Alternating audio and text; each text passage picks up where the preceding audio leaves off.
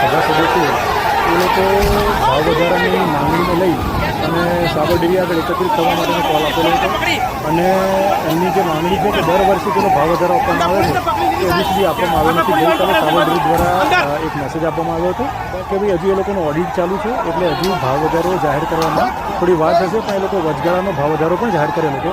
એમ છતાં આજે સવારે લગભગ 1500 થી 2000 લોકો ભેગા થયા હતા. પોલીસે એમને શાંતિપૂર્વક રજૂઆત કરવા માટે એમને રજૂઆત કરી હતી અને એમ પણ કહ્યું હતું કે તમારામાંથી કોઈ 15-20 લોકો 50 લોકોને ડેરીના કોઈ ચેરમેન એમડી સાથે વાત કરવી હોય તો અમે એમને લઈ જવા માટે તૈયાર હતા, પરંતુ થોડું ઉશ્કેરાઈ જઈ અને અહીંયા જે પોલીસના વાહનો હતા એમાં તોડફોડ ચાલુ કરી હતી.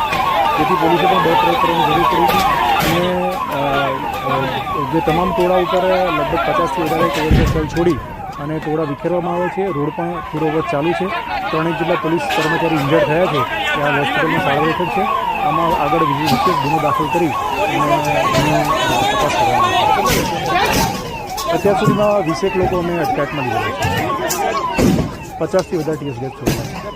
સવાલ એ છે કે જ્યારે કાયદાની વ્યવસ્થાની સ્થિતિ હોય, એક બાજુ પશુપાલકોની માંગણી અને લાગણી હોય, બીજી બાજુ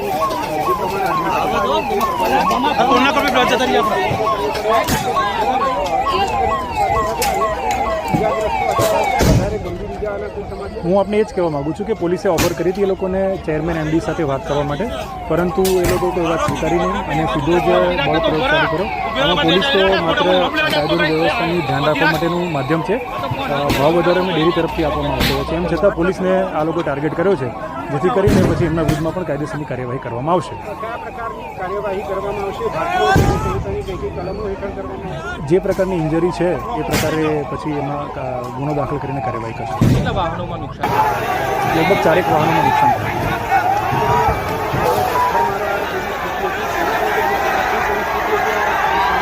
ખૂબ જ કપરી પરિસ્થિતિ હતી અને પોલીસે ખૂબ સંયમથી કામ લીધું છે. એમાં કોઈ પણ જે લોકો ટોળામાં હતા એ લોકોને કંઈ ઇન્જરી થઈ નથી, એટલે પોલીસે ખૂબ જ સંયમપૂર્વક કામ લઈ અને ટોળા વિખેરવાનું કામ કર્યું છે અને રોડ પણ પૂર્વવત ચાલુ કર્યો છે.